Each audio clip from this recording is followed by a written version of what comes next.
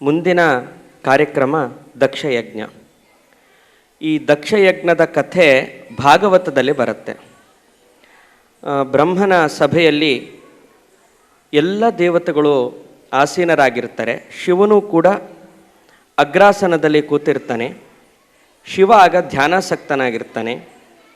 ಅಲ್ಲಿಗೆ ದಕ್ಷ ಬರ್ತಾನೆ, ಪ್ರಜಾಪತಿಗಳ ಒಡೆಯ. ದಕ್ಷ ಬಂದಾಗ ಎಲ್ಲ ದೇವತೆಗಳು ಎದ್ದು ನಿಲ್ತಾರೆ. ಆದರೆ ಶಿವ ಮಾತ್ರ ಎದ್ದು ನಿಲ್ಲೋದಿಲ್ಲ. ದಕ್ಷನಿಗೆ ಬಹಳ ಕೋಪ ಬರುತ್ತೆ. ಅವನು ನನ್ನ ಅಳಿಯ, ನಾನು ಮಾವ, ತಂದೆಯ ಸ್ಥಾನದಲ್ಲಿದ್ದೇನೆ, ನನಗೆ ಕೊಡಬೇಕಾದ ಗೌರವವನ್ನು ಶಿವ ಕೊಟ್ಟಿಲ್ಲ ಅಂತ ಹೇಳಿ ಶಿವನಿಂದನೆಯನ್ನು ಮಾಡ್ತಾನೆ. ಅಲ್ಲೂ ಕೂಡ ಶಿವನ ಪರಿವಾರಕ್ಕೂ ಮತ್ತು ದಕ್ಷನ ಪರಿವಾರಕ್ಕೂ ಅಲ್ಲಿ ಜೋರು ಜಗಳ ಆಗತ್ತೆ, ಶಾಪ ಪ್ರತಿಶಾಪಗಳಾಗತ್ತೆ. ಆ ನಂತರ ಶಿವನಿಗೆ ಅಪಮಾನ ಮಾಡಬೇಕು ಅಂತಲೇ ದಕ್ಷ ದೊಡ್ಡ ಯಜ್ಞವನ್ನು ಆಯೋಜನೆ ಮಾಡ್ತಾನೆ. ಆ ಯಜ್ಞಕ್ಕೆ ಎಲ್ಲ ದೇವತೆಗಳನ್ನು ಆಹ್ವಾನ ಮಾಡ್ತಾನೆ, ಆಮಂತ್ರಿಸ್ತಾನೆ. ಶಿವನನ್ನು ಮಾತ್ರ ಆಮಂತ್ರಿಸೋದಿಲ್ಲ. ಎಲ್ಲ ದೇವತೆಗಳು ಕೂಡ ಕೈಲಾಸ ಮಾರ್ಗದಿಂದ ದಕ್ಷ ಯಜ್ಞಕ್ಕೆ ಹೋಗ್ತಾ ಇರ್ತಾರೆ. ಇದು ಸತೀದೇವಿಗೆ ಗೊತ್ತಿಲ್ಲ, ದಾಕ್ಷಾಯಣಿಗೆ. ದಕ್ಷನ ಮಗಳು, ಕೊನೆಯ ಮಗಳು ಸತಿಯನ್ನು ಶಿವನಿಗೆ ಕೊಟ್ಟು ಮದುವೆ ಮಾಡಿರ್ತಾನೆ. ತನ್ನ ಎಲ್ಲ ಅಕ್ಕಂದಿರು ಕೂಡ ತಮ್ಮ ತಮ್ಮ ಪತಿಯರ ಜೊತೆಗೆ ಎಲ್ಲಿಗೋ ಹೊರಟಿದ್ದಾರೆ ಸಡಗರದಿಂದ ಅಲಂಕರಿಸಿಕೊಂಡು. ತನಗೆ ಈ ವಿಷಯ ಗೊತ್ತಿಲ್ಲ. ಅವಳು ಕುತೂಹಲದಿಂದ ಅಕ್ಕಂದಿರನ್ನು ಸಮೀಪಿಸಿ ಕೇಳ್ತಾಳೆ, ನೀವೆಲ್ಲ ಗಂಡಂದಿರ ಜೊತೆ ಎಲ್ಲಿಗೋ ಹೊರಟಿದ್ದೀರಾ ಸಡಗರದಿಂದ, ಏನು ವಿಶೇಷ ಅಂತ ಕೇಳ್ತಾಳೆ. ಆಗ ಅಪ್ಪ ಯಜ್ಞ ಮಾಡುವ ವಿಷಯವನ್ನು ಸತಿಗೆ ಹೇಳ್ತಾರೆ ಅವಳ ಅಕ್ಕಂದಿರು. ನಿನಗೆ ಕರೀಲಿಲ್ವಾ ಅಪ್ಪ ಅಂತ ಕೇಳ್ತಾರೆ. ಅವಳಿಗೆ ಆಶ್ಚರ್ಯ ಆಗತ್ತೆ, ಅವಳಿಗೂ ಹೋಗಬೇಕು ಅಂತ ಆಸೆ ಆಗತ್ತೆ. ಶಿವನ ಬಳಿ ಬಂದು ಅನುಮತಿಯನ್ನು ಕೇಳ್ತಾಳೆ, ಬನ್ನಿ ಹೋಗೋಣ ಅಪ್ಪನ ಯಜ್ಞಕ್ಕೆ ಅಂತ. ಶಿವ ಹೇಳ್ತಾನೆ, ಕರೆಯದ ಮನೆಗೆ ಹೋಗಬಾರ್ದು, ನಿಮ್ಮಪ್ಪ ನನಗೆ ಅವಮಾನ ಮಾಡಬೇಕು ಅಂತಲೇ ಈ ಯಜ್ಞವನ್ನು ಆಯೋಜನೆ ಮಾಡಿದ್ದಾನೆ, ಹಾಗಾಗಿ ನಾನು ಬರೋದಿಲ್ಲ, ನೀನು ಹೋಗಬೇಡ ಅಂತ ಹೇಳ್ತಾನೆ. ಆದರೆ ಸತಿ ಕೇಳೋದಿಲ್ಲ. ಅವಳಿಗೆ ತವರ ಮೇಲೆ ವ್ಯಾಮೋಹ ಜಾಸ್ತಿ ಆಗಿರುತ್ತೆ. ಅಪ್ಪ ಮಾಡ್ತಿರೋದು, ಮಾವ ಮಾಡ್ತಿರೋದು, ಅಳಿಯನನ್ನು ಕರಿಬೇಕು ಅಂತೇನಿಲ್ಲ, ನಾನು ಹೋಗೇ ಹೋಗ್ತೇನೆ, ನೀವು ಬರಲೇಬೇಕು ಅಂತ ಆಗ್ರಹಿಸ್ತಾಳೆ. ಆಗ ಶಿವ ಹೇಳ್ತಾನೆ, ನಾನು ಬರೋದಿಲ್ಲ, ನೀನು ಹೋಗೋದಾದರೆ ಹೋಗು ಅಂತ ಹೇಳಿ ಅವಳನ್ನು ಕೊಟ್ಟು ಕಳಿಸ್ತಾನೆ, ಸತಿಯನ್ನು. ಸತಿ ದಕ್ಷನ ಯಜ್ಞಶಾಲೆಯನ್ನು ಪ್ರವೇಶ ಮಾಡ್ತಾಳೆ. ಆದರೆ ದಕ್ಷ ಮಗಳನ್ನು ನೋಡ್ತಾನೆ. ಅವನಿಗೆ ಶಿವದ್ವೇಷ ಎಷ್ಟಿತ್ತು ಅಂತಂದರೆ ಶಿವನ ಮೇಲಿನ ಕೋಪದಿಂದ ತನ್ನ ಮಗಳನ್ನು ಕೂಡ ಗಮನಿಸೋದಿಲ್ಲ, ಕಡೆಗಣಿಸಿಬಿಡ್ತಾನೆ. ಆದರೂ ಕೂಡ ಸಹಿಸಿಕೊಂಡು ಸುಮ್ಮನೆ ಕೂಡ್ತಾಳೆ ಅವಳು. ಎಲ್ಲ ದೇವತೆಗಳ ಹೆಸರನ್ನು ಹಿಡಿದು ಆಹುತಿಯನ್ನು ದಕ್ಷ ಕೊಡ್ತಾ ಇರ್ತಾನೆ. ಶಿವನ ಸರದಿ ಬಂದಾಗ ಶಿವನನ್ನು ಬಿಟ್ಟು ಮುಂದಿನ ದೇವತೆಗೆ ಹೋಗ್ತಾನೆ. ಆಗ ಅವಳಿಗೆ ತಡಿಲಿಕ್ಕಾಗಲ್ಲ. ಅಪ್ಪನನ್ನು ಕೇಳ್ತಾಳೆ, ಅಪ್ಪ, ನನ್ನ ಗಂಡ ಶಿವ ದೊಡ್ಡ ದೇವತೆ, ಅವನನ್ನು ನೀನು ಬಿಟ್ಟಿದ್ಯಾ, ಅವನಿಗೆ ನೀನು ಆಹುತಿಯನ್ನು ಕೊಡು ಅಂತ ಕೇಳಿದಾಗ ಅವನದನ್ನು ಗಮನಿಸೋದಿಲ್ಲ. ಶಿವನನ್ನು ಬೈಲಿಕ್ಕೆ ಶುರು ಮಾಡ್ತಾನೆ. ಶಿವನಿಂದನೆಯನ್ನು ತಡಿಲಿಕ್ಕಾಗದೆ ಅವಳು ಹೇಳುತ್ತಾಳೆ, ಹಿರಿಯರನ್ನು ಬೈತಾ ಇದ್ರೆ ಒಂದು ಆ ಜಾಗ ಬಿಟ್ಟು ಅಲ್ಲಿಂದ ದೂರ ಹೋಗಬೇಕು, ಇಲ್ಲ ಪ್ರತಿಭಟಿಸಬೇಕು, ಎರಡಕ್ಕೂ ಅವಕಾಶ ಇಲ್ಲ ಅಂತಂದ್ರೆ ಪ್ರಾಣತ್ಯಾಗ ಮಾಡಬೇಕು. ನಾನು ಶಿವನಿಂದನೆಯನ್ನು ಕೇಳಿದ್ದೇನೆ. ನಾನು ಇವಾಗ ಗಂಡನ ಮನೆಗೆ ಹೋದರೆ ನನ್ನನ್ನು ಕೆಲವೊಮ್ಮೆ ನನ್ನ ಪತಿ ಶಿವ ದಾಕ್ಷಾಯಿಣಿ ಅಂತ ಕರೀತಾನೆ. ದಾಕ್ಷಾಯಿಣಿ ಅಂತಂದರೆ ದಕ್ಷನ ಮಗಳು ಅಂತ ಪ್ರೀತಿಯಿಂದ ಕರೀತಾನೆ. ಆಗ ನನ್ನ ಹೆಸರಿನ ಜೊತೆಗೆ ನಿನ್ನ ನೆನಪಾಗತ್ತೆ, ನಿನ್ನ ಹೆಸರು ಅಮಂಗಳ, ಹಾಗಾಗಿ ನಿನ್ನನ್ನು ನೆನೆಸಿಕೊಂಡು ನನ್ನ ಗಂಡನಿಗೆ ನೋವಾಗೋದು ಬೇಡ ಅಂತ ಹೇಳಿ ಈ ದೇಹವನ್ನು ನಾನು ಬಿಡ್ತೇನೆ ಅಂಥೇಳಿ ಸತಿ ಇಲ್ಲಿ ಅಗ್ನಿಗೆ ಹಾರೋದಿಲ್ಲ. ಸಾಮಾನ್ಯವಾಗಿ ನಾಟಕಗಳಲ್ಲಿ ಅಥವಾ ಸಿನಿಮಾಗಳಲ್ಲಿ ಅಗ್ನಿಕುಂಡದೊಳಗೆ ಹಾರೋದನ್ನು ತೋರಿಸ್ತಾರೆ. ಇಲ್ಲ, ಅವಳು ತನ್ನ ದೇಹದ ಒಳಗಡೆ ಅಗ್ನಿಯನ್ನು ಉತ್ಪತ್ತಿ ಮಾಡಿಕೊಂಡು ಅವಳು ಆತ್ಮಹತ್ಯೆ ಮಾಡಿಕೊಳ್ಳೋದಿಲ್ಲ. ಅವಳು ದೇವರಿಗೆ ತನ್ನ ದೇಹವನ್ನು ಆಹುತಿಯನ್ನಾಗಿ ಅರ್ಪಿಸ್ತಾಳೆ. ಇಲ್ಲಿ ನಾವು ಆತ್ಮಾಹುತಿ ಅಂತ ಪದವನ್ನು ಬಳಸಬೇಕೇ ಹೊರತು ಆತ್ಮಹತ್ಯೆ ಅಂತಲ್ಲ. ಅವಳು ಪ್ರಜ್ಞಾಪೂರ್ವಕವಾಗಿ ದೇವರನ್ನು ಧ್ಯಾನ ಮಾಡುತ್ತಾ ತನ್ನ ದೇಹವನ್ನು ಪಂಚಭೂತಗಳಲ್ಲಿ ಅವಳು ಲೀನ ಮಾಡ್ತಾಳೆ. ಆಗ ಶಿವನಿಗೆ ಈ ವಿಷಯ ಗೊತ್ತಾಗಿ ವೀರಭದ್ರನನ್ನು ಕಳಿಸ್ತಾನೆ. ಶಿವನ ವೀರಭದ್ರ ಮತ್ತು ವೀರಭದ್ರನ ಪಡೆ ದಕ್ಷಯಜ್ಞವನ್ನು ಹಾಳು ಮಾಡ್ತಿರಬೇಕಾದ್ರೆ ಭೃಗು ಋಷಿಗಳು ಅವರು ಕೂಡ ದಕ್ಷನ ಜೊತೆಗೆ ಸೇರಿ ಶಿವನಿಗೆ ಬಹಳ ಅಪಮಾನ ಮಾಡಿರ್ತಾರೆ. ಹಾಗಾಗಿ ಅವರು ಅಗ್ನಿಯಲ್ಲಿ ಆಹುತಿಯನ್ನು ಕೊಟ್ಟು ರುಭು ಅನ್ನೋ ದೇವತೆಗಳನ್ನು ಸೃಷ್ಟಿ ಮಾಡ್ತಾಳೆ. ಆ ರುಭು ಅನ್ನೋ ದೇವತೆಗಳು ಶಿವನ ಪರಿವಾರವನ್ನು ಅವರು ಕೊಲ್ಲಿಕ್ಕೆ ಶುರು ಮಾಡ್ತಾರೆ. ಆಗ ಶಿವನೇ ಸಾಕ್ಷಾತ್ತಾಗಿ ಬರ್ತಾನೆ. ಅವನು ಮೂಲ ರೂಪದಿಂದ ಬಂದು ದಕ್ಷನ ತಲೆಯನ್ನು ತೆಗಿತಾನೆ. ಆಗ ಎಲ್ಲ ದೇವತೆಗಳು ಸ್ತೋತ್ರ ಮಾಡ್ತಾರೆ. ಶಿವ ಶಾಂತನಾಗ್ತಾನೆ. ದಕ್ಷನಿಗೆ ಆಡಿನ ತಲೆಯನ್ನು ಜೋಡಿಸ್ತಾನೆ. ಇದು ನಂದಿಯ ಶಾಪ. ಹಾಗಾಗಿ ನಂದಿಯ ಶಾಪ ಸತ್ಯ ಆಗತ್ತೆ. ದಕ್ಷನ ಅಹಂಕಾರದ ತಲೆ ಅದು ನಾಶ ಆಗಿ ಅವನಿಗೆ ಆಡಿನ ತಲೆ ಬರುತ್ತೆ. ದಕ್ಷನಿಗೆ ಬುದ್ಧಿ ಬರುತ್ತೆ. ಅವನು ಆಗ ಶಿವನನ್ನು ಗೌರವಿಸ್ತಾನೆ. ಇಷ್ಟು ದಕ್ಷ ಯಜ್ಞದ ಕಥೆ. ಈ ಕಥೆಯನ್ನು ನೃತ್ಯ ರೂಪಕದಲ್ಲಿ ನಿಮ್ಮ ಮುಂದೆ ಇಡ್ತಾರೆ ಮಕ್ಕಳು. ವೈಭವಿ, ಚರಿತಾ, ಜಾಹ್ನವಿ, ಉನ್ನತಿ, ಸುಜನ, ಸುರೇಖಾ ಹಾಗೂ ಸಹನ.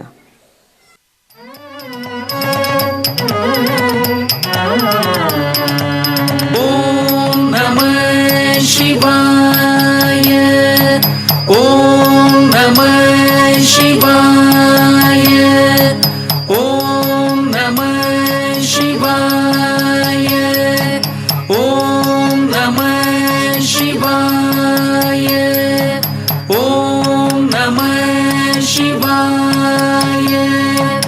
ಈಶಂ ಸುರೇಶಂ ವಿಶೇಷಂ ಮಹೇಶಂ ನಟೇಶಂ ಗೌರೀಶಂ ಗಣೇಶಂ ಭೂತೇಶಂ ಅನಾದಿಂ ಅವೇಯಂ ಅಜೇಯಂ ಅಜಿತ್ಯಂ.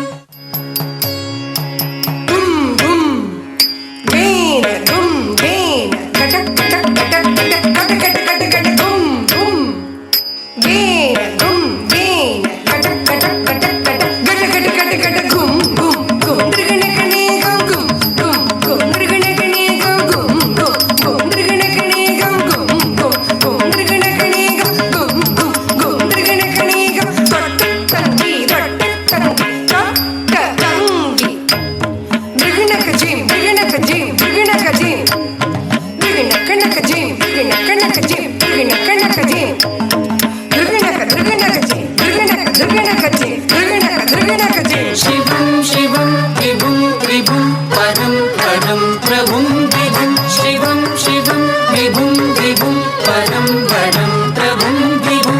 ಪರಾತ್ಪರಂ ಪರಾತ್ಮಕಂ ಕೃಪಾಕರಂ ಸುಧಾತ್ಮಕಂ.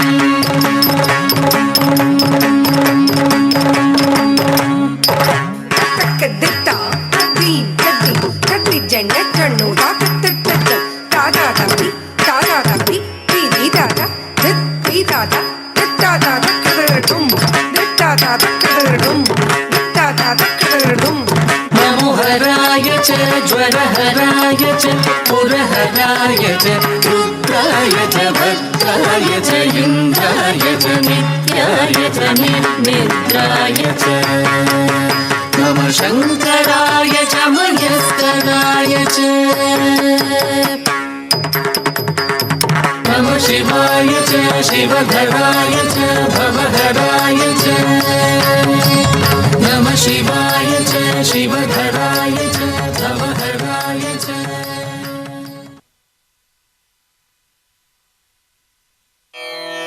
ॐ विष्णोर्नुकं वीर्याणि प्रवोचं यः पार्थिवानि विममे रजागुंसिजो अस्कभाजदुत्तरगुं सधस्तं विचक्रमाणस्त्रेधोरुगायो विष्णोरराटमसि विष्णोः पृष्ठमसि विष्णोष्णप्रेस्थो विष्णोस्योरसि विष्णोर्ध्रुवमसि वैष्णवमसि विष्णवे त्वा. तदस्य प्रियमभिपाथो अस्याम् नरो यत्र देवयभो मदन्ति. गुरुक्रमस्य स हि बन्धुरित्था. ॐ नमः शिवाय.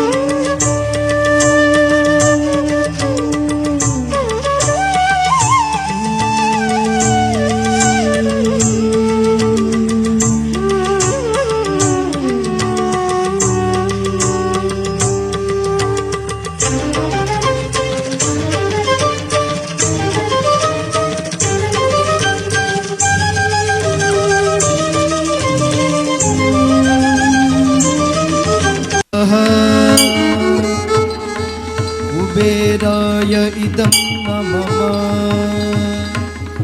ईशानाय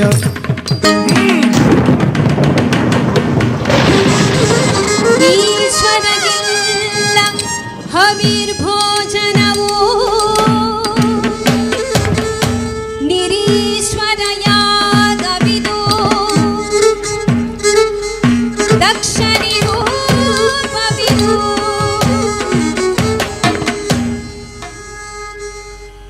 ಏನುದೇನು ಶಿವನ ನಿಂದೆಗೆಂದೆ ಗೈದ ಯಾಗವೋ ಮಾನಹೀನ ದಕ್ಷನಿಂದೆ ಕವಿದ ಮದ ವಿಕಾರವೋ ಅಂಗಾಂಗದಲ್ಲಿ ಅನಾಲಾಲಿಲ ಧರಿಸಿ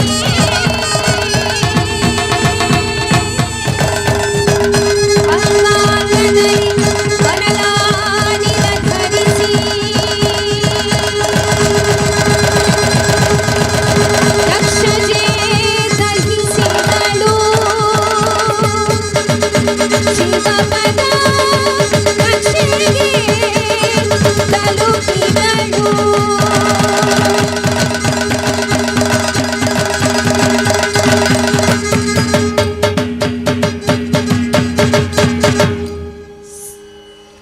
सती सती सती सती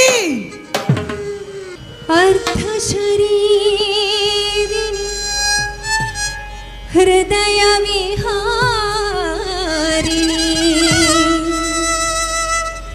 ದಗ್ಧಳಾಗಿಯೇ ಹೋದೆಯೇನು ಅರ್ಧ ಶರೀರಿಣಿ ಹೃದಯ ವಿಹಾರಿಣಿ ದಗ್ಧಳಾಗಿಯೇ ಹೋದೆಯೇನು ಜಟಿಲ ಜಟೆಯನು ಬೆದರಿ ಛಟ ಛಟನೆ ನಿಡಿಲಾಶಕಂತೆ ಕೋಪದಿಂದಾಗ ಇದೇನು ಮಾನದಲ್ಲಿ ಗಂಟಿನ ಲಯ ಗತಿಯಲ್ಲಿ ಘಟಿಸಿರುವ ಪ್ರಣಯ ತಾಂಡವ ನೃತ್ಯ ಯೋಗ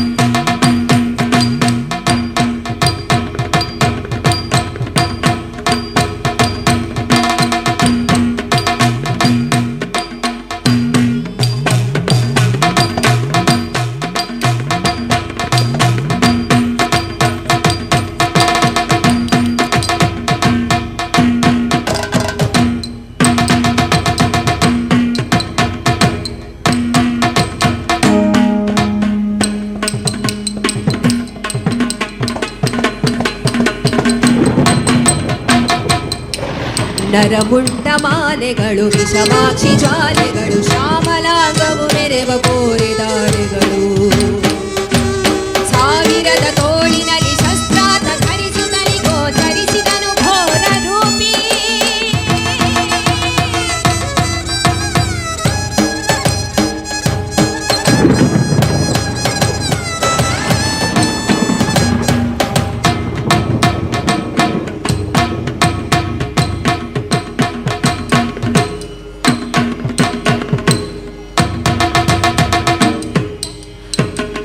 ಬಾರರೆನ್ನ ಮರಿಯ